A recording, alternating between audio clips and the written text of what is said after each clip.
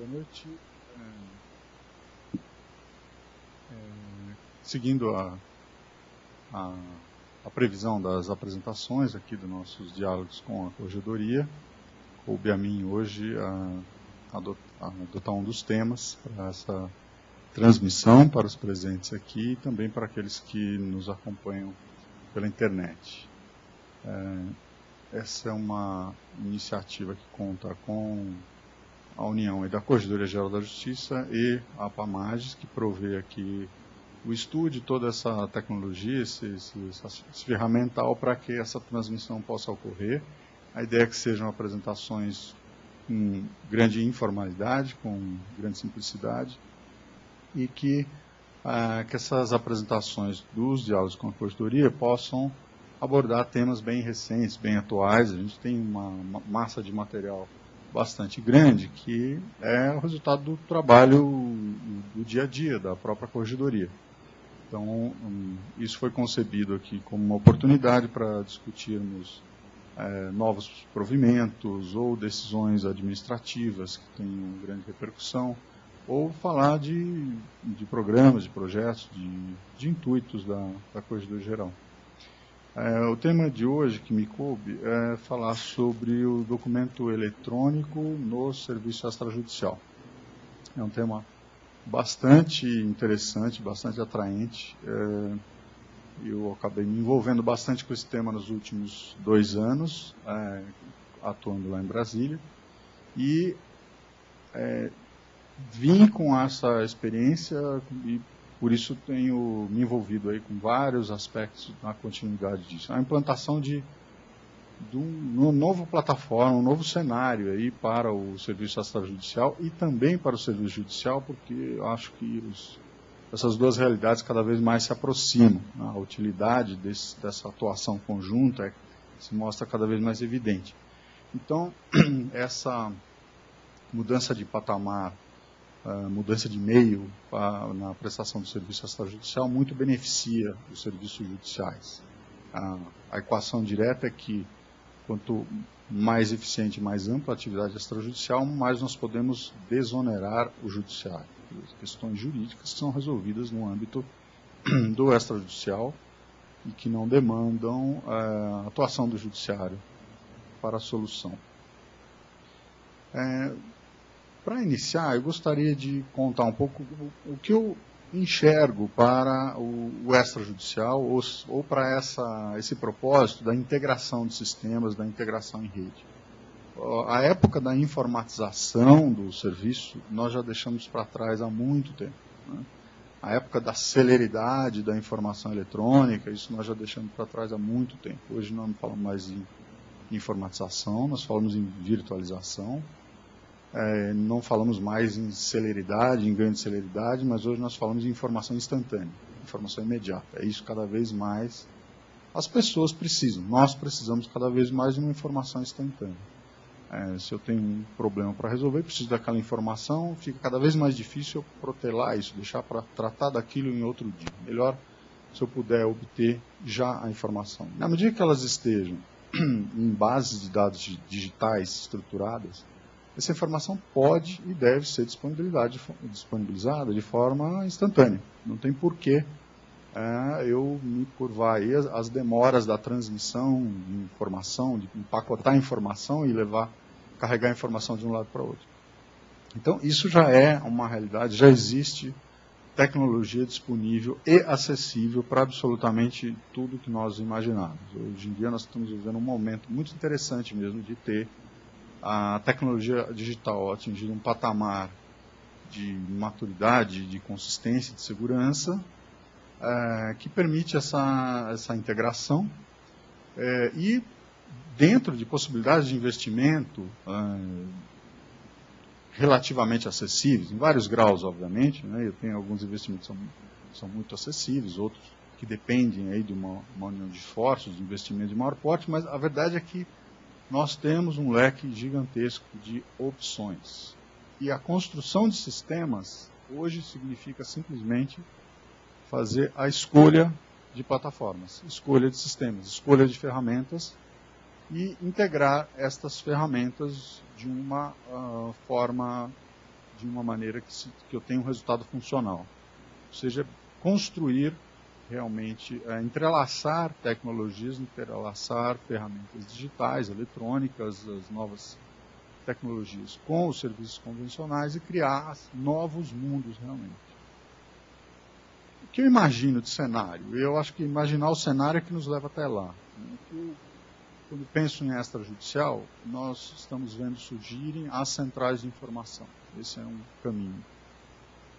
É isso que tem que se mostrar hoje. É a pulverização do acesso à informação. Para poder acessar a informação do extrajudicial de qualquer lugar, muito embora essa informação seja produzida em um determinado ponto, que é a unidade do serviço. Nós estamos criando as centrais para as várias especialidades, registro civil, registro de imóveis, registro de títulos, documentos, protesto, notas. Todas essas especialidades estão trabalhando, estão na construção, na elaboração de centrais de informações, centrais de prestação de serviço, de modo eletrônico, de modo remoto, serviço solicitado e prestado à distância. Muitos desses serviços já existem fragmentados, se trabalha hoje na integração desses serviços em grandes centrais, e o que eu imagino é que em um momento de futuro próximo nós possamos ter uma integração de todas essas centrais. Elas não precisam de maneira nenhuma estar num lugar só. Essa central de maneira nenhuma precisa ser uma central única, porque isso é um conceito que desapareceu hoje. Eu não preciso centralizar dados mais, pelo contrário.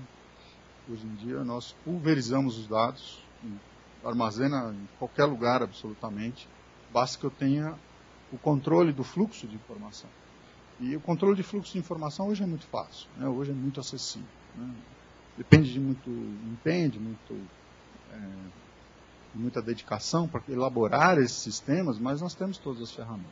Então o que eu imagino é que, para a perspectiva do usuário, e é isso que a lei prevê aí para o registro eletrônico, por exemplo, para daqui a 2 anos já, da implantação do registro eletrônico, isso visto sob a perspectiva do usuário é simplesmente a possibilidade de que o cidadão possa consultar serviços e solicitar serviços, consultar informações e solicitar serviços, certidões, de maneira remota, independentemente de onde é o serviço de registro que ele precisa.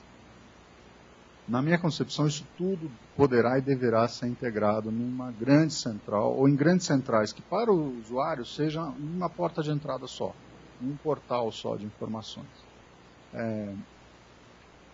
É cada vez mais frequente que, ao necessitar de uma informação do extrajudicial, ela precisa ser completada com outra informação de outra especialidade, eventualmente. Ao precisar de um serviço no registro de imóveis, eu preciso de informação do registro civil, eu preciso de certidões atualizadas do registro civil, eu preciso de informações atualizadas do registro de títulos e documentos, saber um contrato social, qual é a situação atual daquela pessoa jurídica, quem são os representantes daquela pessoa jurídica, e assim por diante. Então, a ideia é a integração de tal modo que, para o usuário, seja indiferente de qual é a especialidade com a qual ele está lidando, onde é que fica a unidade desse serviço. Ele solicita e-mail eletrônico, e em e-mail eletrônico, esses serviços podem ser, as demandas para esse serviço podem ser disparadas, atendidas, e ele tem tudo isso atendido sem sair do lugar. Eu acredito que um passo além nessas centrais é que a distribuição de demandas, ou seja, o usuário precisa de um determinado registro de um título imobiliário, e isso demanda uma série de subserviços, consulta ao registro civil, consulta ao registro de títulos e documentos, etc. É que esse redirecionamento de serviço, essa resposta, possa ser feita de maneira automática. É simplesmente a questão de estruturação de informação, de estruturação dos serviços, muitos serviços que são padronizáveis, ou seja, eu já posso me antecipar aquilo que o cidadão vai precisar. Eu sei quando ele vai registrar um formal de partilha, o tipo de informações de documentos atuais que ele vai precisar, então eu tenho como antecipar ao cidadão e já ter tudo isso estruturado em formas automáticas, de forma que, à medida que ele faça a solicitação do serviço, o próprio sistema apresente para ele, olha, isso aqui é o pacote de certidões que você vai precisar.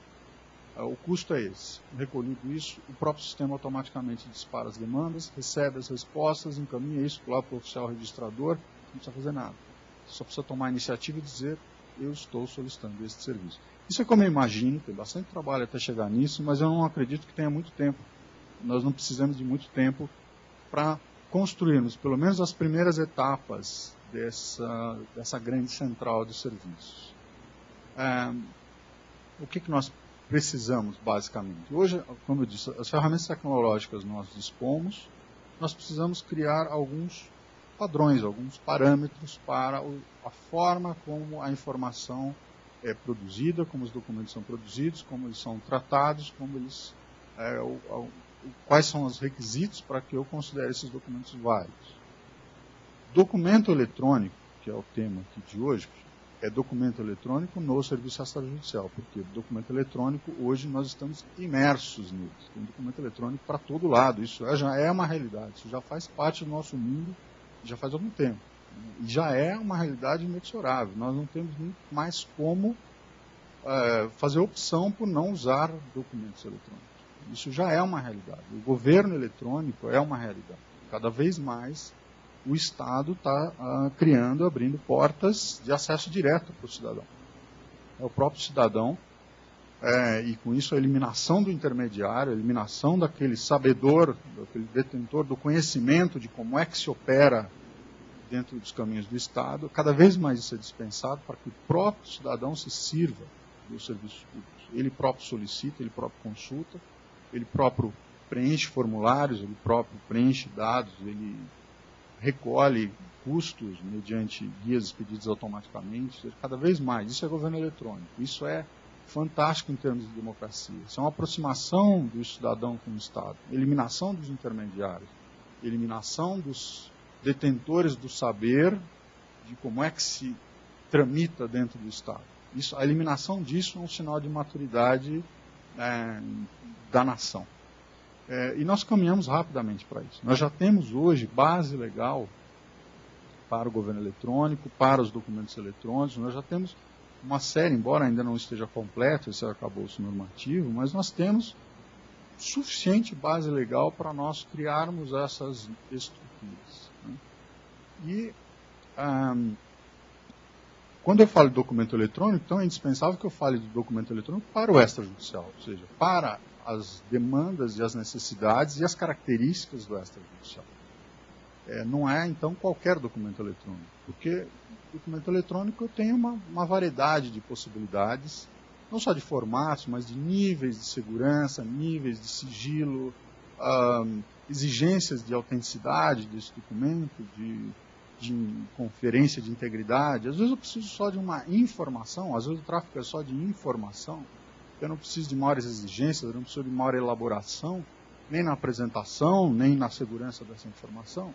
Às vezes eu preciso sim de um documento que para o nosso universo jurídico é aquele documento válido, admissível dentro de um processo judicial. Então essa é uma realidade que é ela que precisa ser conhecida, identificada, para que nós possamos então definir quais são os nossos parâmetros. O que para nós, extrajudicial e judicial, essas atividades, como eu disse, cada vez mais se aproximam, o que para nós é um documento eletrônico? O que deve conter um documento eletrônico? Ou pelo menos quais são as variedades que eu posso admitir? Alguns eu não preciso de autenticação, não precisam ser documentos assinados, outros precisam, uns eu tenho um requisito de conservação de longo prazo, outro eu não tenho. Eu tenho, necessariamente disporei aí de uma variedade de documentos, mas quais são as regras, as premissas básicas para que eu possa começar a regular a nossa atividade e aí sim estruturar, construir esse sistema absolutamente virtual de informações. Para tratar disso, eu faria primeiro uma comparação, por exemplo, do que é a realidade do documento eletrônico para o sistema bancário e o que é a realidade do documento para o sistema nosso, jurídico, judiciário ou extrajudicial.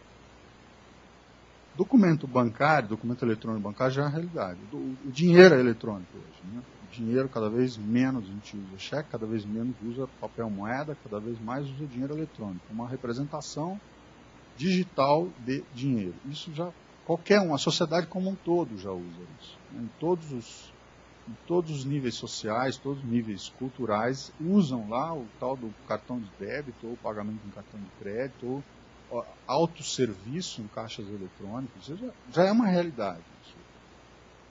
Ninguém duvidaria que essa informação, são documentos, né, que trafegam dentro do sistema bancário, ninguém duvidaria que essa informação precisa contar com segurança. Informação segura, bancos de dados seguros, né, tráfego de dados seguro, ninguém duvida disso. Alta segurança. E eu não tenho nenhuma dúvida em dizer que nós contamos com esse alto patamar de segurança. Por quê? Porque senão o sistema bancário simplesmente não existiria. Ele é baseado nisso. Né? O sistema bancário é baseado em segurança. Então, isso nós dispomos, mais do que isso, até somos conhecidos internacionalmente pelo alto nível de automação bancária que o Brasil oferece. O Brasil avançou muito cedo na questão da automação bancária, a questão de redução de custos, e hoje é possível ver isso. Os bancos se livraram das suas agências, trocaram suas agências bancárias por autosserviço. Leva tudo ao cidadão, leva dentro da casa do cidadão, se for preciso, para que ele não precise usar uma agência bancária. Então, a princípio, eu poderia dizer, bom, o banco usa documento eletrônico? Sim, as operações são eletrônicas, né, são autenticadas eletronicamente. Eu posso importar, então, todo esse conhecimento do sistema bancário para o extrajudicial. Não preciso investigar mais nada, né, eu já tenho uma coisa de ponta e mais, com uma confirmação, é quem guarda o dinheiro da nação. Não. O sistema bancário, pura e simplesmente, não atende às nossas necessidades. Embora usem as mesmas ferramentas, mas o modo de utilizar não necessariamente é o mesmo. Qual seria a grande diferença? A grande diferença que eu vejo é principalmente na questão da autenticação dos documentos que existem entre correntista, entre usuários dos serviços e o próprio banco. Então, a grande diferença é na questão da autenticação desses documentos. Então, eu faço uma solicitação de serviço, como é que isso é autenticado perante o banco? Eu solicito uma transferência bancária, eu faço um saque, como é que isso é autenticado? Eu Braga, fiz uma consulta, fiz uma solicitação de um serviço bancário que envolve dinheiro, envolve transferência de dinheiro para dentro ou para fora da minha conta. Né? Como é que é esse mecanismo de autenticação? O que isso difere da realidade do extrajudicial? A grande diferença que eu vejo é que para a maioria das operações, a não ser operações de maior valor, e aí o banco ou a regulação do Banco Central que define os patamares, a autenticação que o banco precisa é uma que ele reconheça. Ponto. Não precisa ser mais do que isso. A autenticação de operações de crédito, operações de transferência de valores que o banco precisa é tão somente uma autenticação que ele, banco, reconhece. Não interessa que ninguém mais possa conferir aquela autenticação, checar aquela autenticação. Para o banco basta isso. Né? Operações de crédito, o banco estabelece qual é o seu limite de operações de débito, de utilização de cartão de crédito, quanto é que você pode gastar no seu cartão de crédito, quanto que você pode fazer em operações em caixa automático. Ele estabelece patamares para cada usuário, obedece regras do Banco Central para isso também, mas ele tem um patamar ali, eu não preciso, a não ser que seja comparar isso com uma enorme transferência eletrônica de dinheiro, uma enorme TED, que aí eu assino lá, autentico um documento de transferência, mas em princípio, dentro de determinados patamares que são muito flexíveis e variáveis, eu autentico com uma senha que é o banco que me provê e é o banco que controla e que confirma se é minha ou não. Ponto final. Se houver uma dúvida sobre isso, não tem nem como terceiro ir lá e falar, não, vamos verificar isso aqui, verificar se é autêntico ou não, segundo critérios objetivos, que terceiros de fora, que não detenham o sistema de segurança do banco, possam fazer a conferência. O banco não precisa disso. Tem uma margem de risco, sim, nessa forma de autenticação. Né? Eu posso questionar meu banco e dizer, olha, houve uma transferência de saída da minha conta, no valor de R$500, e não fui eu que autorizei, não fui eu que solicitei, não fui eu que autentiquei esta operação. O banco checa. Para ele, basta que ele esteja satisfeito com o seu controle. Diz, não, para o meu registro, foi o senhor, assim, correntista que fez essa operação. Pô, mas eu continuo negando. Posso levar isso a juízo? E em juízo, quem é que tem que provar? É o banco. O banco tem que provar que eu sou o autor daquela operação. O que ele tem para provar? Ele tem o próprio sistema, que não é verificável por terceiro. Então ele corre ali, sim, um risco de eventualmente ter que repor aquele dinheiro. Está dentro dos custos do banco, está dentro da margem de risco. Ele pode contar com isso, a atividade permite, e ele coloca dentro de uma margem de risco. Por quê? Porque ele, com isso, usa um sistema de autenticação muito simples. É ele que fornece a senha, é ele que confere aqui. Qual a diferença fundamental que eu vejo nesse aspecto, nessa característica, em relação ao extrajudicial, que vai ter uma aplicação direta no nosso documento eletrônico? Mecanismo de autenticação. Nosso mecanismo de autenticação, não para tudo, muitas atividades nem precisam, mas atividades mais centrais, mais essenciais do serviço extrajudicial, precisa de um mecanismo de autenticação que seja objetivo, que seja confirmável, né, passível de uma verificação, por um terceiro estranhar a relação. As informações, os atos praticados em notas e registro, em última análise, eles podem parar no judiciário, numa discussão judicial, numa contenda judicial. E serão analisados quanto à validade disso. E a autenticidade desse documento, ou seja, quem é o autor desse documento, em nome de quem aquele ato está sendo praticado, isso eventualmente vai ser posto em discussão. Nesse momento é que eu tenho um mecanismo objetivo de conferência de autenticidade. Para a gente não perder a base daquilo que nos é familiar, o documento escrito em papel, livros, notas, registros. O mecanismo de autenticação que nós dispomos é a assinatura, né? O lançamento do sinal manuscrito. É isso que fecha os documentos e dá, a partir dessa assinatura, desse sinal manuscrito, que eu extraio a autenticidade do documento. Né? A quem pertence o documento, quem produziu aquele documento. E a verificação de autenticidade, o que seria? Verificar a autenticidade é verificar a correspondência entre aquele que é apontado como o autor do documento e o efetivo autor. Quem produziu aquele documento é quem está indicado ali como o autor daquele documento. Se eu tiver alguma dúvida, eu tenho levado isso a juízo, em discussão, eu tenho como submeter aquilo à perícia. A perícia grafotécnica examina a assinatura, colhe material externo, colhe provas, amostras e faz aquela comparação com os critérios todos que nós conhecemos e diz se é possível ou não reconhecer ali a autenticidade ou não do documento. Esse é um ponto que nós não podemos abrir mão.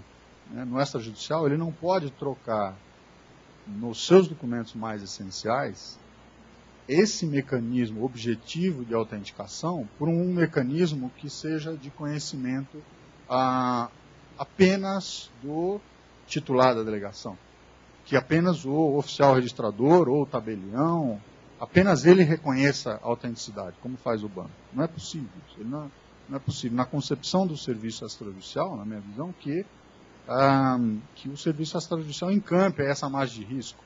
Dizer, não, se houver uma dúvida e não houver como comprovar, isso cai para a área de indenização. Não é possível. Precisa, independentemente do valor, independente da margem de risco, que eu trabalhe com sistemas que permitam a confirmação máximo possível da autenticidade. Eu parto para o documento eletrônico, fácil, eu resolvo isso com o certificado digital. O certificado digital permite isso. É uma solução genial, uma construção de ferramentas, a assinatura digital, o certificado digital, uma construção de ferramentas muito sofisticadas, muito bem engendradas, que permite a perfeita equivalência, talvez sob alguns aspectos, até com muito mais segurança, muito mais agilidade, com muito mais eficiência do que a comparação de um sinal manuscrito. Não é 100% vantajoso em todos os aspectos, mas é muito vantajoso em muitos aspectos. A checagem de um certificado digital é 0 ou 1, preto ou branco, 100%. Ou é ou não é, não tenho dúvidas. É diferente da verificação da autenticidade analógica, né, que decorre lá da assinatura, que eu vou me forrando de uma série de evidências, de indicações, a análise parte de uma série de coleta de uma série de elementos para dizer, convenço-me que esta assinatura é autêntica. É uma reunião de uma série de dados. Esse é um trabalho gradual, uma escadinha mesmo, assim, de convencimento. O papel está em ordem, a assinatura, níveis de pressão, tinta, dinâmica, velocidade do movimento. Vou reunindo uma série de elementos ali. O certificado digital não tem disso, é uma conta matemática, o computador que faz. Bateu, não bateu. É uma confrontação de números gigantescos, números binários gigantescos. Só tem uma possibilidade, bateu ou não bateu. Isso me dá uma possibilidade de confirmação, de autenticação, incrível. Então, é um excelente paralelo. O banco não usa certificado digital nesse sistema. Ele usa um outro tipo de assinatura digital. Assinatura que é válida para ele, banco. É uma senha que eu gero na agência, dentro do sistema do banco, da propriedade dele, ou de uma empresa terceirizada, mas que presta serviço só para ele. E o reconhecimento dessa assinatura eletrônica, a minha senha, seja lá de quatro números, é uma senha, é uma assinatura eletrônica. Ela tem que ser reconhecida só pelo banco. O banco não precisa, não usa. Talvez não haja conveniência de usar um sistema de certificado conferível por uma entidade, um terceiro estranho àquela relação, que daria uma objetividade à autenticação da relação. Isso é mais caro, é mais sofisticado, é mais complicado, envolve uma terceira figura. Aparentemente, para os bancos isso não é conveniente, não é interessante. É melhor assumir o risco e usar um sistema de autenticação muito mais simples, muito mais fácil que ele mesmo gere e controle. Isso não é possível, não vejo possibilidade de usarmos mecanismos como esse. Isso vai fazer uma enorme diferença nos nossos documentos eletrônicos. Né? Na medida em que, na essência, nós precisemos da assinatura digital nesses termos, nos termos de governo eletrônico, do EPING, prevê a utilização de certificados, a autenticação é feita por meio de certificados emitidos pelo ICP Brasil, dentro dessa infraestrutura. Isso me exige algumas sofisticações no sistema que eu for construir, desenvolver, implantar. Isso exige alguma sofisticação. Primeiro, eu tenho que dispor eu preciso que os meus usuários disponham desses certificados, diferente do banco. O usuário vai na agência e constrói lá a sua própria assinatura. Né? Isso traz algumas dificuldades, traz alguns embaraços, mas eu não posso abrir mão disso. Quais seriam aspectos essenciais que eu tenho que recuperar, resgatar dos documentos em geral, da teoria dos documentos, e para transpor, quando eu for tratar de documento eletrônico, verificar se lá eles existem. Basicamente isso, a autenticação do documento, a verificação de integridade do documento, é outro requisito essencial. Eu preciso ter mecanismos que permitam isso. Verificação de validade do documento. Esses seriam elementos intrínsecos do próprio documento. Né? Falei da autenticidade, integridade. O que seria integridade do documento? O documento eu preciso poder convencer-me, certificar-me de que, uma vez produzido, não houve alteração do seu conteúdo. Né? Não houve... Como é que eu faço isso no documento físico? Isso nos é familiar. Aquela verificação do suporte do documento, né? O papel, ver se não há sinais de rasura, se não há sinais de preenchimento entre linhas, se não há sinal de apagamento, se não há sinal de sobrescrição, se não há sinal de utilização de produtos químicos, de raspagem. Eu verifico a textura, a densidade do papel, se não houve alguma manipulação nele. Quer dizer, verifico as condições da escrituração, da impressão desse documento, ou do trabalho manuscrito nele. Verifico selos, verifico chancelas. Então, por esse intermédio, é que nós nos certificamos. Veja, é um trabalho de convencimento, aquela escadinha também. Eu vou reunindo uma série de evidências para concluir, para chegar a uma conclusão que esse documento é íntegro. Ele não sofreu nenhuma alteração em relação ao seu conteúdo original. É um primeiro requisito de validade. Se sofreu alteração, já não serve mais para mim. Né? Agora, é um trabalho de convencimento. Eu, de posse desse documento estar convencido, mas se ele for levado ao juízo, não adianta nada o meu convencimento, vai ter que ser o convencimento, vai valer o convencimento do magistrado que vai julgar a causa, né? Ou vai valer o convencimento do magistrado de segundo grau que vai julgar o recurso. Ou nesse caso, que é caso de nulidade de prova, de invalidade de prova, vai valer o convencimento da Câmara que vai julgar uma ação rescisória, né? As hipóteses que permite, até nisso. Ou seja, esse questionamento pode ir muito longe no questionamento da integridade do documento. Mas nós convivemos com ele no dia a dia. Verificar a integridade do documento é o que nós fazemos o tempo todo, né? A primeira coisa antes de checar, a coisa que se faz eventualmente até automática. Se tiver dúvida, eu vou ter que me aprofundar nesse exame, mas eventualmente chegar até a necessidade de um perito. Mas, basicamente, esse é um trabalho necessário. Documento eletrônico, eu preciso dispor de meios que me permitam verificar também a sua integridade.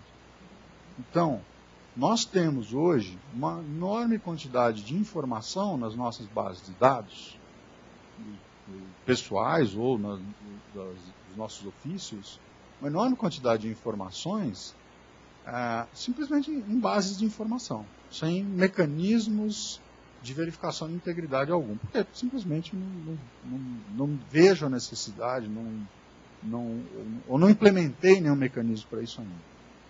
À medida que eu vou migrando, mudando de meio, mudando a nossa atividade de meio, mudando do meio físico cada vez mais para o meio eletrônico, e querendo cada vez mais substituir o meio físico pelo eletrônico, eu preciso, então, pensar seriamente nessa questão da verificação de integridade. Felizmente, para isso também, o certificado digital cumpre perfeitamente essa finalidade. É uma das funcionalidades do certificado digital, né, assegurar a integridade do documento eletrônico, que, uma vez produzido e assinado, a partir dali ele não sofreu alteração. Isso não me garante nada sobre o passado, sobre etapas anteriores desse documento. E entra na questão da digitalização. Mas, uma vez assinado, uma vez lançado sobre aquele documento eletrônico, um certificado digital, eu tenho um meio fantástico de verificação, que é isso, como disse, essa verificação de algoritmos matemáticos, enormes números binários, que me dão a certeza se é 0 ou 1, sim ou não, 100%, não tem meio termo. Né? Se houver uma alteração, por mínima que seja, no documento, o certificado não se convalida mais. Então, eu tenho, esse documento não é mais íntegro. Eu não posso mais reconhecer validade a ele. Essa ferramenta tem que ser implementada não só no documento final que se produz, mas à medida que nós caminhamos para a estruturação do serviço extrajudicial em meios virtuais, a virtualização do serviço, esse mecanismo de autenticação, ou o mecanismo de verificação de integridade, ele vai ter que migrar para dentro da base de dados. Não só no resultado final. Isso já é mais ou menos familiar para a gente. Na hora que eu vou emitir uma certidão eletrônica, eu preciso de um certificado digital. Bom, eu vou precisar mais disso, antes da saída de serviço da unidade extrajudicial. Na operação interna dela, eu vou precisar incorporar a certificação digital. Por quê? Porque aquilo vai passar a ser a minha fonte primária, cada vez mais a minha fonte primária de informação. Hoje, em muitos casos, ainda é no patamar que nós estamos, o documento eletrônico, a base eletrônica de informação, é uma fonte subsidiária de informação. Ela é o meu operacional. Meu original está em documento físico. No registro de imóveis, onde é que ele está? O original está numa ficha de matrícula. Nada ainda substitui isso. Não há norma que permita ainda substituir a ficha de matrícula assinada pelo oficial registrador ou pelos seus prepostos. No registro civil, o livro de registro de nascimento, de óbito, de casamento, é subscrito pelo oficial registrador ou pelo seu preposto. O tabelionato de notas, a escritura, a procuração é subscrita lá pelo tabelião ou pelo seu preposto. Esse é o original. Mas, cada vez menos nós usamos o original. A gente produz o original, mas a operação, a consulta, a busca de informação, a pesquisa, produção de certidões, tudo isso é feito em cima das nossas bases eletrônicas. Para isso, como é operacional, eu, Tabelião, detentor do original, e uso a minha base de dados, na qual eu confio para gerar serviço, para gerar pesquisa e consulta, eu tenho ali a necessidade ainda dessa verificação de integridade e autenticidade dessa minha base de dados. Mas na medida que eu quiser substituir o meu original em papel, eu vou precisar incorporar essa ferramenta. Isso não é tão simples assim quanto é colocar um certificado digital no produto final. Colocar o certificado na certidão, naquele documento de saída, no traslado, é até bastante simples, bastante intuitivo. Agora, incorporar certificado digital numa base de dados, que é um acervo dinâmico, um acervo que está diariamente em construção, está dia a dia sendo alterado por acréscimo, por alteração, por cancelamento, não é tão simples assim. Mas é perfeitamente viável, a estrutura existe, nós trabalhamos lá em Brasília, juntamente com a ISP, inúmeras reuniões de discussão, de construção disso. As ferramentas existem, não é simples de estruturar, mas existem, nós estamos a poucos passos de conseguir definir as bases para isso, para que o Serviço Extrajudicial possa, a partir dessas regras, desses parâmetros, e cuidar de estruturar a sua informação cada vez mais em níveis virtuais, cada vez com maior virtualização, cada vez com um nível maior de utilização de documentos eletrônicos como originais, em substituição aos documentos físicos. Desses três requisitos, verificação de integridade, verificação de autenticidade, validade do documento. Validade eu tenho que verificar capacidade de parte para a produção daquele documento, verificação da forma prescrita ou não vedada em lei e verificação de objeto lícito. Então, eu observando essa conjunção de requisitos, é isso que eu tenho que fazer quando eu for conceber o uso de documento eletrônico na nossa atividade extrajudicial. Não posso perder isso de vista. A autenticidade, integridade e os requisitos de validade do documento. Além desses, eu tenho outras necessidades que já estão assimiladas culturalmente, na nossa cultura, quando a gente pensa no documento físico, em papel, já está integrado na nossa cultura, mas nós temos que pensar isso para o documento eletrônico, para a virtualização da atividade, que é a questão, primeiro, da longevidade do documento, da durabilidade desse documento. Da perenidade desse documento, da permanência desse documento. Eu tenho um registro de aquisição imobiliária, um registro de nascimento, são documentos de guarda permanente. Não tem prazo de validade, isso é guarda permanente, guarda para sempre. Como nos assegurarmos de que esse documento será lido, esse documento será acessível, esse documento será aproveitável dentro de décadas, ou mais, eventualmente dentro de séculos. Mas em décadas já é um problema hoje, definir isso, ter alguma segurança a respeito disso. Já é uma dificuldade. Só se a gente voltar para trás e pensar como eram produzidos documentos digitais há 15 ou 20 anos. A gente se assusta com a fragilidade que eles tinham. Muita coisa a gente já perdeu. Todos nós já perdemos documentos eletrônicos pela superação de formatos, etc. Eu já perdi enormes bases de sentenças, de modelos, de estudo. Já perdi muita coisa. É possível fazer migração? A gente não necessariamente fica migrando o nosso banco de dados, coisa que a gente não sabe se vai usar algum dia novamente. Ninguém fica migrando o banco de dados. Isso tem custo também, isso consome tempo, consome dinheiro. Então, migração não é uma mágica assim, tão simples que possa resolver o problema. Então, que cautelas a gente precisa para a longevidade? Basicamente, hoje, a gente tem a adoção de padrões que se mostram já bastante difundidos, que sejam padrões de formato aberto, ou seja, que não estejam sob detenção de direitos autorais de ninguém que possa simplesmente fechar a porta um dia e cobrar licença, ou simplesmente dizer o código é meu, eu não libero para mais ninguém.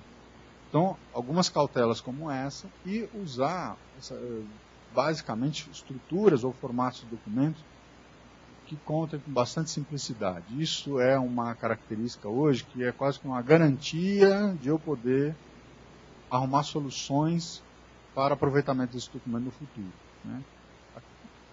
Aqueles documentos produzidos com linguagens ou formatos que têm por característica a simplicidade permitem que no futuro, mesmo que isso tenha ficado muito remoto, muito obsoleto, eu possa reconstruir ferramentas de leitura e conversão com alguma facilidade. Hoje é possível, tem muito documento perdido, documento da década de 80, década de 70, documento eletrônico perdido em bases, bibliotecas inteiras, que teoricamente é possível escrever os conversores, mas quem vai fazer isso? Qual o custo para fazer isso? Para escrever os leitores, para escrever decodificadores, quem vai fazer isso? Ninguém vai fazer isso. Então esse documento está perdido. E se eu usar formatos mais simples, eu tenho uma garantia maior de que poderei fazer essa conversão. Eu acredito, e as nossas andanças aí em Brasília, as nossas discussões no CNJ, ou aqui em São Paulo, no Laboratório de Sistemas Integráveis da USP, nos mostra que nós conviveremos com o documento físico por muito tempo ainda. Nós não vamos substituir legados, isso é algo que se conclui que é absolutamente não recomendável. O custo, o encargo, o trabalho envolvido em substituir acervos, legados de décadas ou até de séculos, de mais de séculos, para ambientes totalmente virtuais, nem sempre se justifica. Então nós vamos conviver ainda com o documento físico por bastante tempo. E ele parece, por incrível que pareça, uma excelente forma de backup ainda. Quer dizer, o documento que está em papel, a gente sabe quanto tempo consegue ainda recuperar a informação dele. Isso é uma informação testada, nós temos a história para mostrar isso. O documento eletrônico é sempre uma incerteza. Sobre essa questão da longevidade, me parece que, embora o microfilme esteja querendo cair em desuso, cada vez menos se queira usar, porque é um processo analógico, um processo que tem suas complicações, né, não tem as facilidades do documento digital, aquela portabilidade do documento digital, que está em todos os lugares ao mesmo tempo, me parece que a microfilmagem pode ser um excelente mecanismo de segurança, mesmo que a minha base primária seja totalmente digital. Mesmo que o meu livro seja eletrônico, com certificado de assinaturas digitais, que o meu original seja totalmente eletrônico, me parece que para longa permanência, longa duração, o microfilme pode se conservar ainda como uma excelente alternativa. É muito fácil dar uma saída de um arquivo eletrônico para um microfilme. Muito fácil. Eu não tenho todo aquele trabalho da fotografia. Eu elimino essa etapa. Eu vou diretamente da informação digital para a geração da tira de filme. É muito mais fácil esse processo. Eu estou partindo do original, ou seja, original para o correspondente microfilme. Tem os custos de armazenagem, tem trabalho de armazenagem, mas me parece algo assim que garanta muito para aqueles que são delegados do serviço público extrajudicial, sabem da importância, da essencialidade que há na preservação do documento. Se eu perder o acervo, eu perdi tudo. Não tem mais o que fazer. Então pode ser muito conveniente, ainda que uma saída de segurança seja feita via microfilme a partir de uma fonte digital. Eu acredito nisso. É um meio analógico de armazenamento, é um meio físico de armazenamento, com os quais nós temos aí décadas e décadas de experiência, de convivência, de saber quanto tempo ele pode durar, como é que a gente conserva isso, e que um documento analógico, um fotograma de um documento, ali, de uma página de uma escritura, contra a luz eu consigo ler, não preciso de mais nada. Né? O analógico me permite isso. O fotograma contra a luz eu consigo ler. Com um ampliador de imagem, eu amplio para o tamanho de um papel ofício, ou do tamanho que eu quiser, com mecanismos óticos da maior simplicidade, conhecidos desde 1600 e alguma coisa. Se inventaram lá as primeiras lupas, os primeiros telescópios.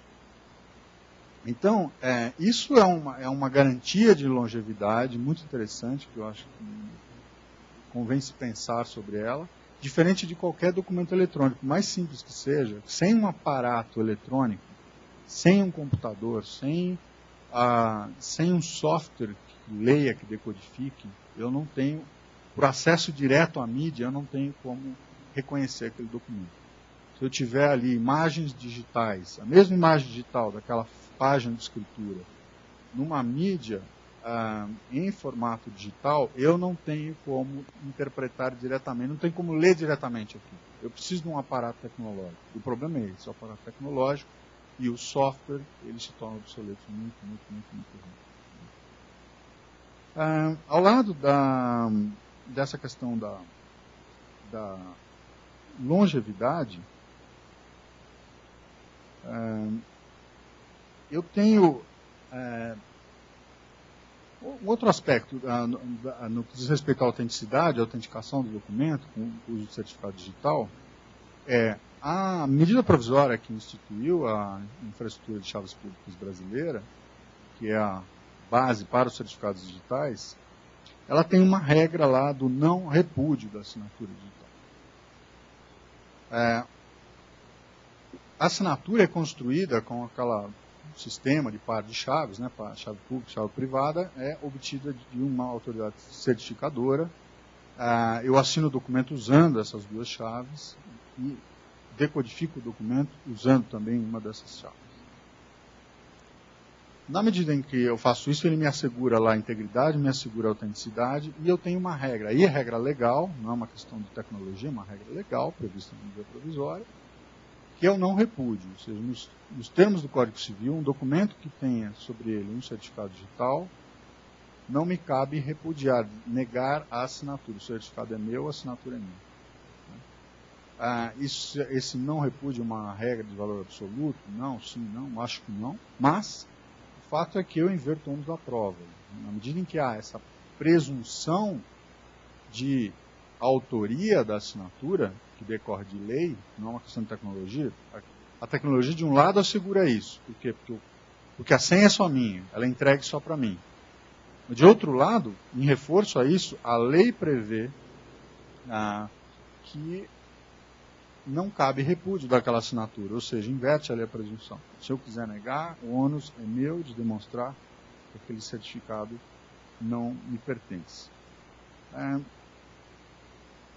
Acredito eu que, utilizando esses paralelos, a gente tem hoje as bases para essa completa integração de informações para a completa virtualização do serviço. Só que nesse momento a gente lida com um grande embaraço, um grande problema, que é a transformação da minha base física, de documentos em papel, para a minha base eletrônica, por intermédio da digitalização. O que eu produzo quando eu digitalizo um documento? Eu produzo um novo documento. A digitalização é processo, é meio. Por intermédio da digitalização, eu extraio imagem do documento físico e gero um novo produto, um novo documento, um documento eletrônico. O resultado da digitalização eu concebo como uma cópia. Não tenho mais ali o original. Como usar essa circunstância, essa situação que é fática, é material isso, não é uma questão legal, é uma questão material. Como usar isso na construção das nossas bases eletrônicas de dados? Como lidar com essa questão das propriedades de um documento decorrente de digitalização?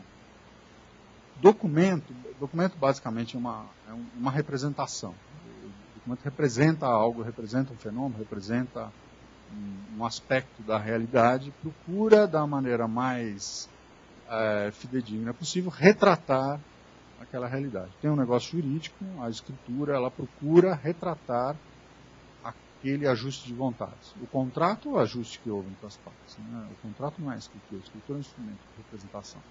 Na hora que eu faço uma digitalização, eu criei uma outra figura de representação. Eu tenho uma imagem digital que representa aquele documento.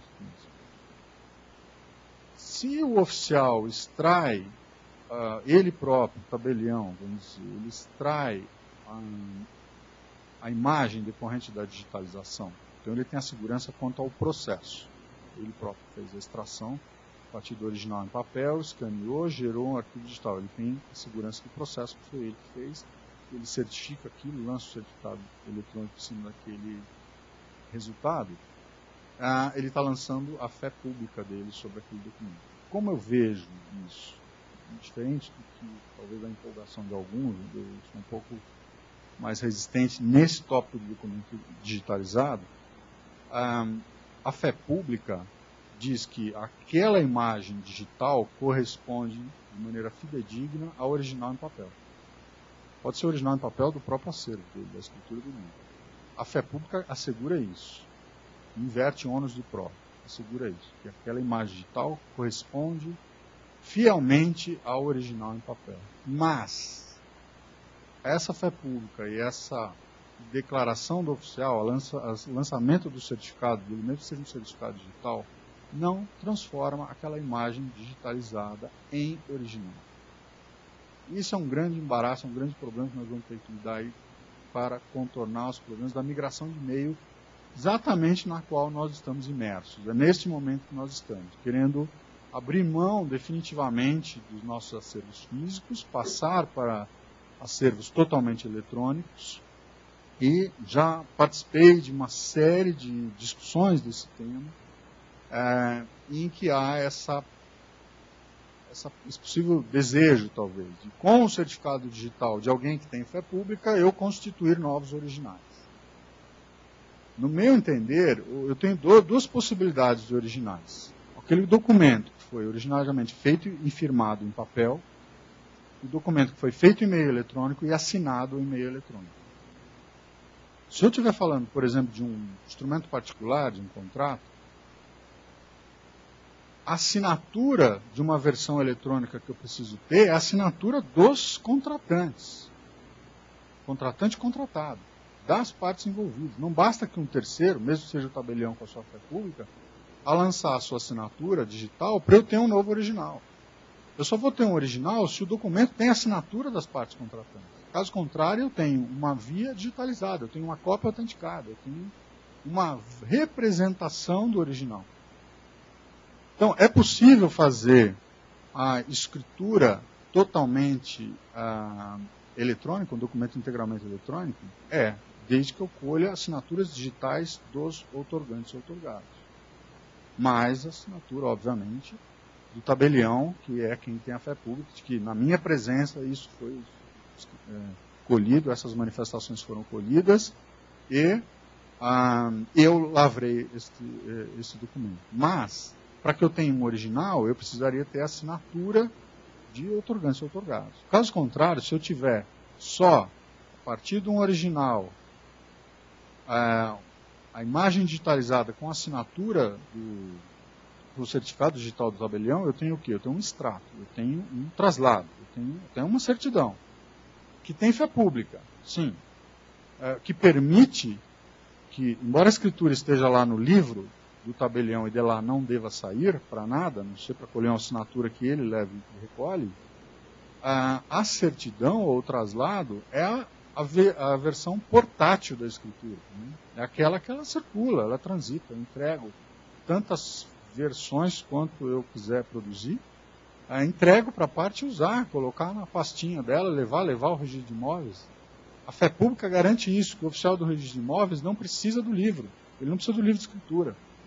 A fé pública assegura isso. Esta via de traslado corresponde fielmente ao original que está no livro. Ou seja, o senhor oficial do registro de imóveis não precisa do livro, não precisa ir lá buscar. Mas eu não posso abrir mão daquele original. Eu não posso abrir mão do livro. Porque se esse traslado for contestado, só tem um jeito de resolver. Eu tenho que confrontá-lo com o livro. E mesmo que o traslado não seja contestado, ele diz, olha, perfeitamente, o traslado corresponde fielmente ao original que está no livro. Mas o original que está no livro é falso. Eu não tenho como examinar, como discutir, e apurar, e julgar isso numa demanda judicial. A falsidade, se for uma falsidade material, uma falsificação de assinatura, eu não tenho como verificar isso no traslado. Eu vou ter que verificar isso no livro, no original. Vou precisar ir ao original, confrontar aquele original, por mais fé pública que tenha. Eu tenho que confrontar aquele original intrinsecamente ali com as suas informações e, eventualmente, com informações externas. Quando eu faço perícia grafotécnica, eu confronto aquela marca, aquele sinal que está no livro, com marcas que eu colho como amostra. Né? É uma informação de fora. Né? Se eu estiver questionando que a pessoa que ali esteve presente para a assinatura não é de fato o titular do direito, quem outorgou a escritura, na verdade, não é a pessoa que está sendo indicada, eu tenho que colher também uma informação de fora. Eu tenho que reunir elementos do mundo material com esse documento, fazer a confrontação. Então, eu não tenho como abrir mão de originais. Eu preciso de originais para que eu tenha atividade válida.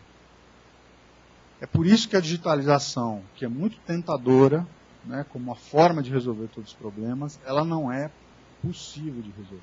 Ela não é possível para a substituição dos originais.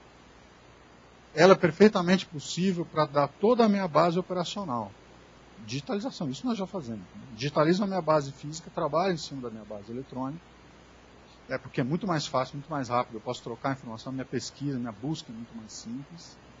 Até gerar documentos a partir dali, mas eu não tenho como abrir mão do original. Então, para isso, nós teremos que estruturar os livros eletrônicos, isso nós já temos conhecimento suficiente para começar a construção disso. Estruturar os livros eletrônicos de modo que eu passe a produzir originais eletrônicos. E aí acabou o problema. Aquele fantasma do armazenamento do papel, do manuseio do papel. Quer dizer, hoje, até o documento em papel eu produzo dentro do computador. Eu não produzo mais diretamente no papel. Eu vou só imprimir, é a saída final. Mas vou assinar lá. Mas então, como eu trabalho dentro do computador, dentro de meios eletrônicos, cada vez mais eu quero ficar só nesse meio. Cada vez menos eu quero ter que me socorrer, manusear papel, transportar papel. Cada vez menos eu quero fazer isso. Mas a digitalização, isso é um alerta, porque muito se tem pensado em construir sistemas com base em digitalização. Eu não vejo como a digitalização substitui originais. Então,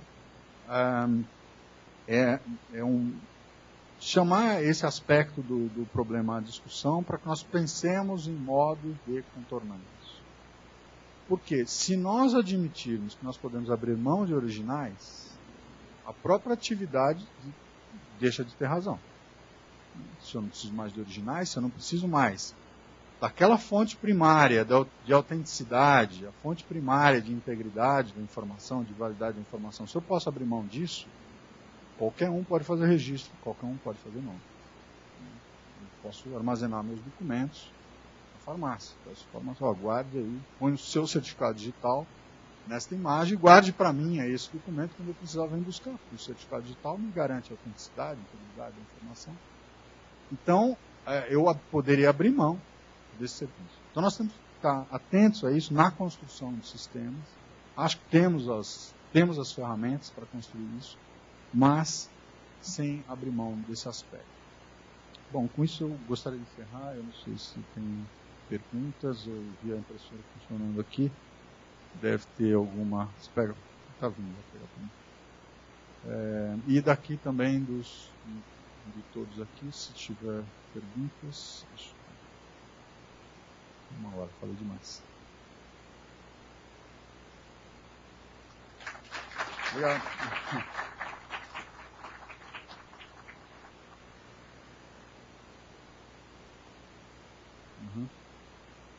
Então, enquanto pensam em alguma pergunta, se tiverem, eu vou verificar alguma daqui. Carlos Eduardo Siqueira, é notário de Coxetuba. É possível a produção de documentos híbridos, ou seja, digital físicos? Assinatura digital aposta, por exemplo, em documento físico, já visto em certidões de oficial de registro civil de pessoas naturais. Eu não sei se eu entendi exatamente aqui ou se eu desconheço essa situação. A assinatura digital, eu só tenho como lançar em documentos digitais. Então, eu não sei o que seria aqui um documento híbrido, fosse um documento físico com assinatura eletrônica, só por meio da digitalização. Né? Mas, na medida em que... Vamos reler aqui. É possível a produção de documentos híbridos, ou seja, os dois meios, ou seja, digital e físico. Assinatura digital aposta, por exemplo, em documento físico. Vamos recuperar um ponto aqui, que é a certificado digital, isso que nós estamos falando aqui o tempo todo, é uma das modalidades de assinatura digital. Eu tenho assinatura digital, por exemplo, eu considero a assinatura digital, como eu disse, aquela senha do banco. É uma assinatura digital, é um modo de eu me autenticar perante um sistema eletrônico. Tá? Eu tenho também, como assinatura digital, a possibilidade de colher, como tem lá no Detran, para a carteira de motorista, eu assino dentro de um sensor, em cima de um sensor que capta o desenho da minha assinatura. Eu não tenho isso em meio físico, mas ele vai imprimir depois aquilo no meu documento. Eu não sei se é disso que estamos falando aqui, mas assinatura digital, no sentido que nós estamos tratando, que é aquela que nos serve realmente, que nos assegura a autenticidade e integridade do documento, por certificado digital, só tem como ser lançada em documento digital. Se eu tiver o físico, eu tenho que digitalizar, eu tenho que criar uma imagem digitalizada. Por quê? Porque o certificado digital não é o desenho de uma assinatura, mas na verdade é a aplicação de algoritmos matemáticos em cima de todo o pacote de bits que tem a imagem eletrônica daquele documento. Todo aquele pacote de zeros e uns, eu aplico esses algoritmos matemáticos, faço cálculos ali e gero resultados. Então, obviamente eu não tenho como aplicar algoritmos matemáticos em cima de documento físico. Então, documento híbrido, nesse sentido, se eu lançar a assinatura digital na versão digital, qual que é o meu original? O papel não é mais. O papel, eventualmente, foi só um suporte aí, intermediário para eu chegar até o documento eletrônico. É uma possibilidade, né? Eu gerar um documento eletrônico.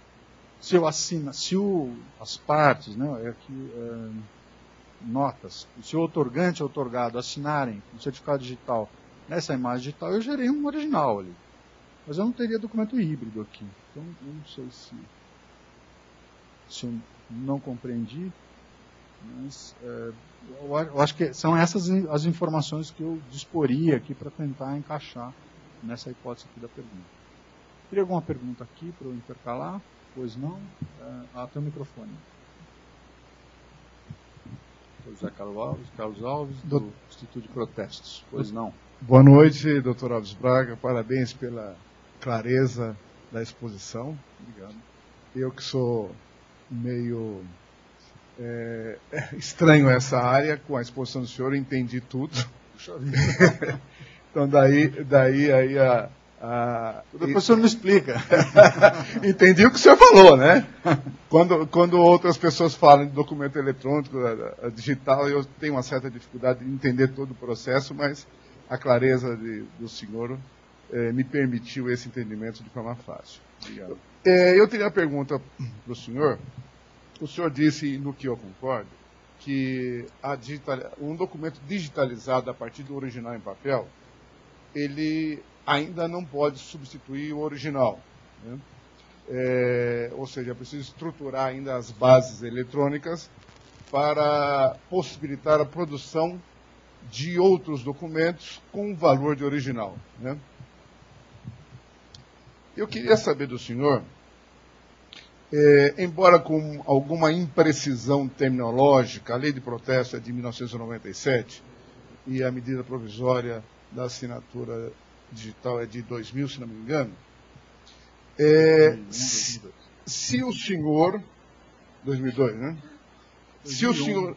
2001. 2200/2001. A lei de protesto de 97, no seu artigo... Deixa eu ver aqui... 39. Eu vou ler para o senhor, porque certamente o senhor não deve ter o dispositivo aqui.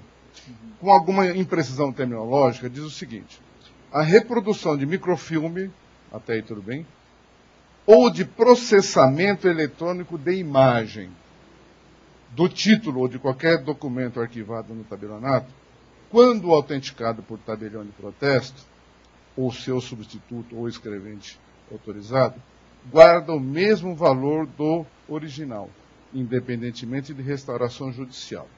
Então, esses termos utilizados aqui pelo legislador no artigo 39, reprodução de processamento eletrônico de imagem, de título, guarda o mesmo valor de original. O senhor considera que seria uma exceção ao que o senhor falou, que a digitalização de um documento de papel não tem valor de original? Entendi. Não considero exceção. Eu acho que essa regra é perfeitamente compatível com o que foi dito aqui. Talvez eu tenha deixado de lado esse aspecto. Naturalmente, os documentos cuja autoria é do próprio titular da delegação, o tabelião de protesto, o oficial de registro de imóveis, um documento que é produzido unicamente com a assinatura dele, o que impede que ele transforme uma versão em papel em versão digital e assim gera um original. E aí casa exatamente com essa previsão. Nós não temos a possibilidade ainda de substituir todos os livros, porque tem uma previsão normativa de como eles devem ser escriturados, que ainda é no conceito do papel, da assinatura, da encadernação, do sistema de fichas, ou seja, ele ainda é concebido na lei de registro público, nas normas de serviço, como um instrumento físico. Mas, naturalmente que é possível, sim, desde já, que os oficiais registradores ou oficiais de notas produzam documentos eletrônicos originais a partir de transformação de documentos físicos. O paralelo que eu fiz com a escritura é porque a escritura ela não se produz tão somente com a assinatura do tabelião. Eu colho a assinatura de outorgantes e outorgados. Caso essas pessoas venham impugnar aquele documento, com a assinatura autêntica delas, com o sinal manuscrito no papel original, que eu vou fazer a verificação. Já o traslado, por exemplo, não tem esse problema. O que impede de eu ter um traslado feito fisicamente em papel, digitalizar, o oficial lança a assinatura digital nele, eu tenho um original de um traslado, não é cópia. Então, eu acho que essa previsão é perfeitamente compatível. Nós produzimos, sim, originais digitais. E é possível usar o mecanismo da digitalização para isso. Digitalização como meio de formar a versão eletrônica do documento físico. Mas a partir daí, se a criação do documento está se dando naquele momento, a criação do original está se dando naquele momento, não há problema no que aconteceu nas etapas antecedentes. E aí tanto faz se ele decorre do microfilme, se ele decorre do banco de imagens. Então, nesse aspecto, sim. A questão é que nós temos a necessidade hoje de fazer conversão de acervos, ou de passar a ter em acervos puramente digitais aquilo que tradicionalmente é feito em acervos físicos, segundo uma regulamentação para documentos físicos. E aí não tem como eu simplesmente fazer a digitalização sem buscar aquele outorgante, aquele declarante de um ato notarial, um ato de registro, sem colher aquela assinatura, ignorando aquela etapa e me desfazendo do original. Não sei se claro. Então, a lei perfeitamente nos é útil. Sim. Tem uma pergunta aqui. Fúvio de Carvalho Hessel, ele é escrevente notarial em Boituva. Pergunta: é facultado ao tabelião de notas, após verificar a validação, exemplo, certidão negativa de débito, materializar e autenticar utilizando o selo de segurança? Ao tabelião de notas. Após verificar a validação, certidão negativa de débito. Bom, estou considerando que ele recebe, o tabelião de notas recebe uma certidão eletrônica, negativa de débito, materializa, faz a autenticação. Como documento instrutório, eu imagino que sim, considero que sim. Para ele ter os elementos necessários para a lavratura do ato notarial, isso é um pré-requisito, ele constata e declara que teve acesso a uma certidão original, não certidão eletrônica, um certificado digital, eu estou supondo aqui, uma certidão original, tem acesso, com base nisso ele está autorizado a lavratura do lá. Pois não. Boa noite, eu sou Paulo Roberto Ferreira, 26º Tabelião. Parabéns pela apresentação, também para mim foi muito clara. E eu só fiquei com algumas dúvidas em relação aos atos de notas, e acho que as perguntas que estão vindo da internet são relativas aos atos de notas. Em primeiro lugar, eu tenho sido procurado por muitas empresas para fazer autenticação de assinaturas digitais. Então a pergunta é se eu posso... Autenticação de assinatura digital. Né? Assinatura digital... No e-mail eletrônico. Eu tenho um documento particular, eletrônico, é isso? Isso. Com um certificado digital. Assinado digitalmente com o ECP Brasil. Sim. E querem que eu faça autenticação nessa assinatura. Então, eu gostaria de saber se é possível fazer esse tipo de... No documento digital? Isso fazer mesmo. A autenticação no documento digital? Sim. Para que ele precisaria isso se a ICP Brasil faz essa certificação para ele? Bom, eu acho que é para garantia, para a segurança, para a prudência do mercado, né? Mas tem também o artigo 379, que trata do ônus da prova no Código de Processo Civil. Ele fala que incumbe o ônus da prova quando se tratar de facilidade de assinatura a parte que produziu o documento. Então, eu presumo que seja por isso. Não sei se estou entendendo a utilidade ou a necessidade dessa... só para deixar claro, seria uma autenticação pelo tabelião da assinatura digital, autenticar em um documento eletrônico, de forma eletrônica? Ato eletrônico, isso. O senhor lançaria o seu certificado em cima do certificado dele? Isso mesmo. E para isso o senhor faz a verificação daquele certificado com o qual o documento veio? Basta botar um servidor a fazer isso. É uma nova forma de reconhecimento de firma, né? Porque a gente tem o reconhecimento autêntico lançado na sua presença, o reconhecimento por semelhança, comparação de sinal gráfico, e essa não é nenhuma das duas. O senhor vai estar fazendo a confirmação de que um terceiro confirmou, que é uma verificação que... Remota. Não aparece. Eu acho interessante você contribuir com algum comentário.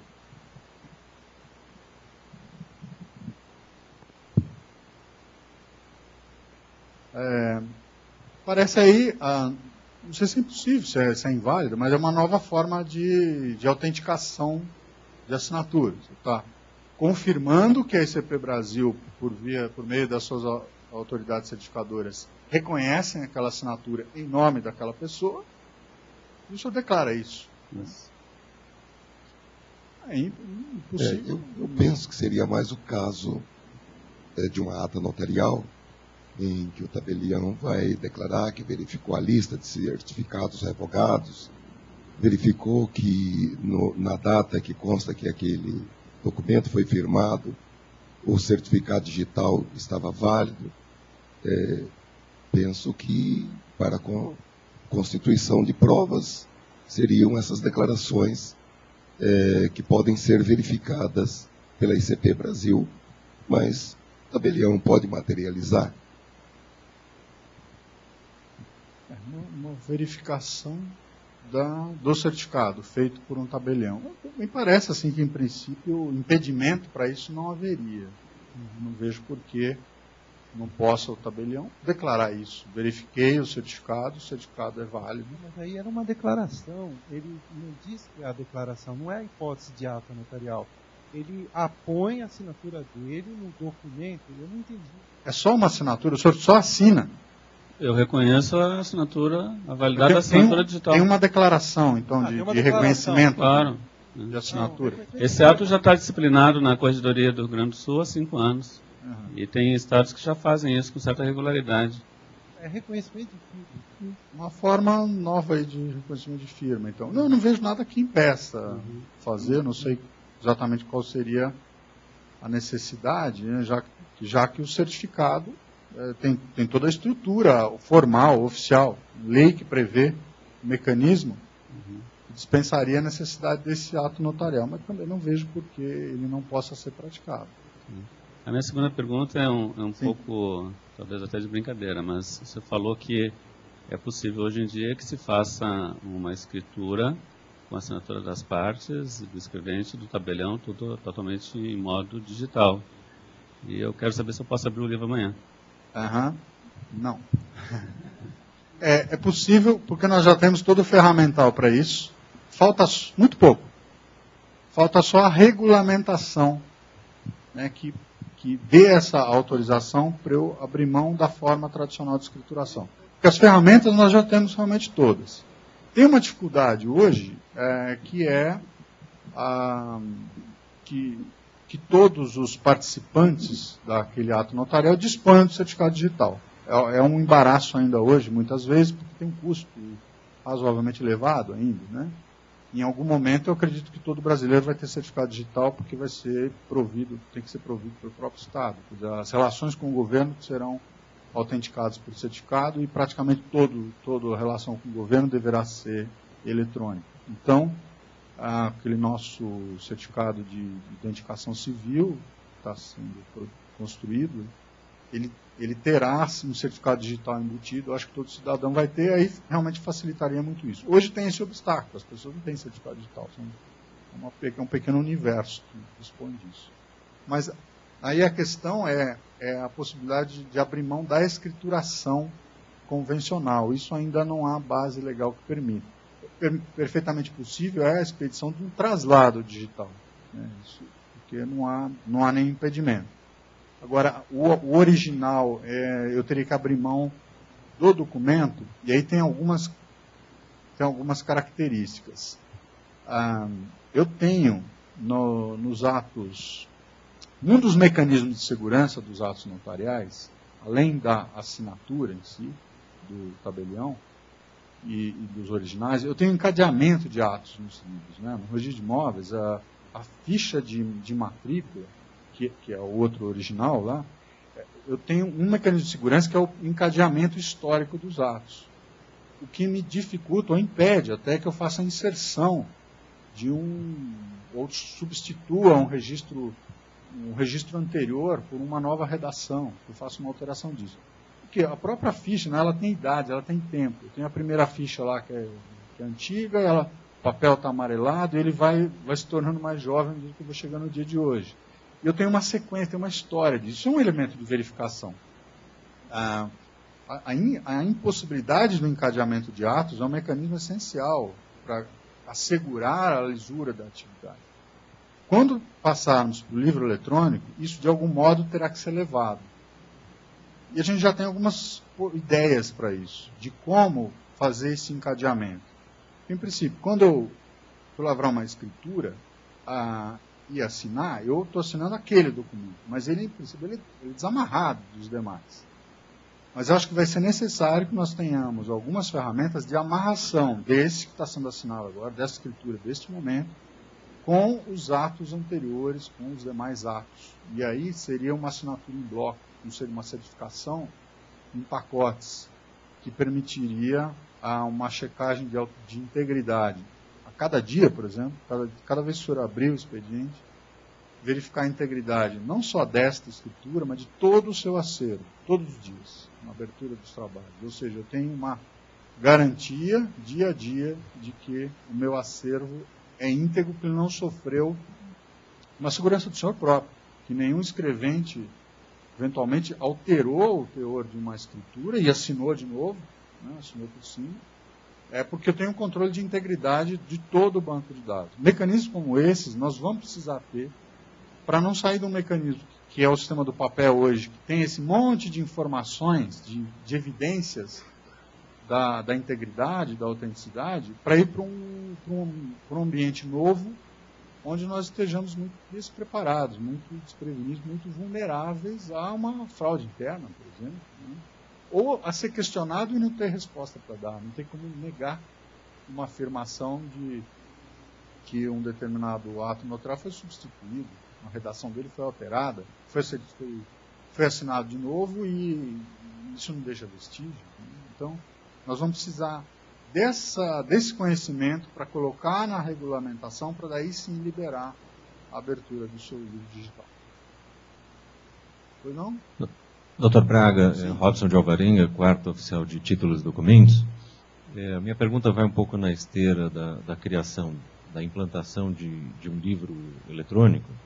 No âmbito do títulos e documentos, nós temos enfrentado pedidos de registro para fins de conservação de documentos eletrônicos que não são conversíveis, plenamente conversíveis em imagens que possam ser transcritas para qualquer formato, em papel ou microfilme.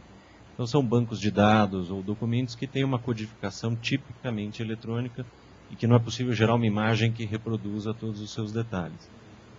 E a minha indagação seria se no âmbito do títulos e documentos, que já não existe tradicionalmente uma escrituração em papel, talvez não fosse oportuno iniciar a implantação do livro eletrônico, de registro eletrônico,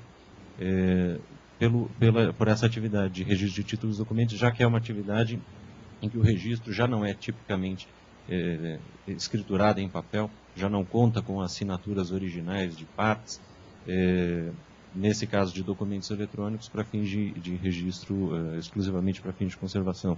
Será que já não seria possível iniciar essa implementação nesses casos específicos? A implementação, eu acho que ela vai acontecer da seguinte maneira: não será por uma iniciativa isolada do órgão regulador, a Corregedoria Geral ou o CNJ, para o âmbito nacional. Não será por aí. Eu acho que é como vem sendo feito, como foi feito na Central do Registro Civil, que acabou de ser implementada hoje, né, saiu hoje o provimento 19, e que será tratado na sexta-feira, um evento aqui, tem um convite, um evento da ARPEN, na sexta-feira, dia 10, às 10 da manhã, no Jaguaré Conventions. Essa questão de mencionar, esse evento vai tratar do Registro Civil Eletrônico, dessa central do Registro Civil. Como é que essa central veio a ser implementada? Ela foi construída dos dois lados. De um lado veio do Registro Civil a proposta oferecendo as bases, uma central de informações que já existe, já foi implementada, estruturada, criada. E só precisava da regulamentação para estar efetivamente implantada e valendo. Então isso foi construído dos dois lados. E aí é possível para a Corregedoria verificar no modelo arquitetônico dessa central e de documentos que ela produzirá, certidões, como ela pode receber, quais os canais para ela receber solicitação de serviço, quais os canais para ela devolver serviço, por exemplo. Temos como analisar e ver se aquilo atende requisitos de segurança. O RTD pode ser o primeiro, desde que ocorra, por exemplo, do próprio registro dos documentos, de trazer uma ideia de como seria esse registro, para que possa analisar. Nós não temos uma atividade normativa na Corregedoria, mas não a prática, não a vivência ali, não a operação da atividade do dia a dia para dizer o que é funcional, o que não é, o que é viável, o que não é, o que é realizável, o que não é. Então, a partir de um modelo, que é um modelo de arquitetura mesmo, de como seria o registro eletrônico, o livro eletrônico, é que nós podemos verificar e dizer, sim, atende os requisitos de validade, podemos então baixar um provimento regulador e instituidor do livro. Não é possível, não tem uma ordem. O registro de imóveis já está um pouco adiantado nisso, nós vínhamos trabalhando na criação de um possível registro eletrônico de imóveis em âmbito nacional, em Brasília, e temos autorização aqui do Corregedor Geral para desenvolvimento e implementação do registro eletrônico de imóveis. Estamos trabalhando nisso. Paralelamente, se vier do registro de títulos de documentos, se vier da Central de Protestos, da Associação de Notários, uma proposta, uma estrutura onde nós possamos checar se esses mecanismos de validade, de segurança, se eles estão presentes, é possível que seja regulamentado primeiro. Vamos lá. Eu tenho uma aqui. Na verdade, lançou aquela primeira pergunta, é o mesmo, o Eduardo Siqueira, notário de Itacoaticetuba. Ele diz: com o aumento, volume e complexidade das relações eletrônicas, far-se-ia necessário criar um código de direito eletrônico? Para que se pudesse delimitar território e responsabilidades, bem como direitos e obrigações, nesse meio tão abstrato, onde as ilusões com aparência de verdade tender-se-iam a aumentar, com o intuito de se fraudar, enganar, obter vantagens ilícitas, com a tendência de se virtualizar cada vez mais as relações sociais. Eu dividiria aqui em dois pedaços. Primeiro, necessidade de criação de um código de direito eletrônico. Fiz um código, a gente tem um arcabouço aí de normas em direito eletrônico, muita teoria, muita doutrina em cima de direito eletrônico, né? Tem muita coisa baseada em direito comparado. Sem dúvida nenhuma é um assunto que é de construção permanente, porque as ferramentas são novas, né? O modo de fazer vem mudando muito rapidamente. E eu acho que essa preocupação existe sim. Quer dizer, essa aparência de verdade é fácil nos enganar mesmo. Né? Quer dizer, se a gente não implantar essas bases, esses protocolos de segurança, a ideia é a questão do livro eletrônico de notas. Quer dizer, não basta eu fazer uma escritura com um certificado, que mais elementos? No meio físico, a gente esquece disso, porque está incorporado na cultura. Nós temos 1 bilhão de elementos de convicção que aquilo é autêntico, que aquilo é verdadeiro, que aquilo não foi alterado, que a autoria é aquela mesma. Nós temos um mundo de informações, mas que está incorporado na nossa cultura. A gente está acostumado com o manuseio do papel, com o encadernamento, com a numeração de páginas, com o termo de abertura e encerramento, ou seja, são formas de cruzar a informação. Se eu tiver uma dúvida, eu tenho vários pontos para me socorrer. Não posso me basear talvez só no certificado que me dê, que me assegure a autenticidade de maneira muito firme e a autoria muito firme daquele documento, se eu não tiver elementos para identificar que aquela escritura, na verdade, ela substitui o que foi feito no dia anterior, de modo fraudulento. Então, o que me adianta essa segurança toda que o certificado oferece? Eu preciso amarrar essa informação. E essa é a segurança. Uma unidade do serviço extrajudicial tem essa cultura de como cuidar documentos, cuidar da informação, como proteger a informação. Tem essa infinidade de mecanismos de cruzamento de dados, né? Cruzamento de informações. A gente tem que reproduzir isso no futuro serviço totalmente virtualizado. Mais alguma? Acho que daqui das impressas eram só essas. Senão eu encerraria só com uma fala aqui.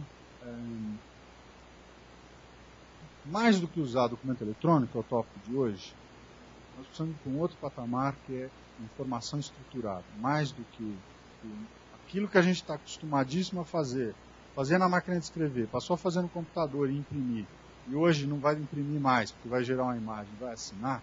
Nós temos que ir além disso, que é, na organização da atividade, preparar a estruturação da informação. O que é a estruturação da informação? Isso é um documento que tem uma informação, um documento papel aqui, por sinal é o provimento 19, 2012, é um documento em papel que tem uma informação estruturada, sim, para interpretação humana, para leitura humana. Isso aqui está preparado para um ser humano olhar e classificar. O que é isso aqui? Isso aqui é um documento da Justiça, é um provimento da Corregedoria, que trata de registro civil. Uma classificação humana. Informação estruturada, que eu digo, é estruturada para meios automáticos. É uma informação que já tenha campos identificados que possam sistemas automáticos ler, fazer aquela leitura e fazer a classificação do documento. Por quê? Mais do que trabalhar com documentos eletrônicos, nós temos e podemos automatizar muitas das operações. Tem muito serviço padronizado que pode ser automatizado, nós podemos nos antecipar ao usuário. E ele próprio, como faz hoje com autosserviço no governo, autosserviço em banco, ele diz quem é ele, o que ele quer, qual é o valor que ele quer transferir, ele faz tudo. Um sistema automático faz a operação. Então, isso pode ser feito, deve ser feito também na nossa realidade. Ou seja, ao pensar no documento eletrônico, nós temos que pensar no documento com metadados ou nos nossos sistemas, onde esse documento vai trafegar, que ele trafegue em estruturas de documentos que façam catalogação, façam seleções automáticas. E a nossa atividade passa a ser a de examinar conteúdo quando ele tem que ser examinado. O exame técnico aprofundado, aí sim, quando ele tem que ser examinado, mas não fazer classificação de papel ou classificação de documento eletrônico. Né? É um passo além do que vamos modernizar, vamos digitalizar tudo. Não adianta nada, eu criei um banco de imagens.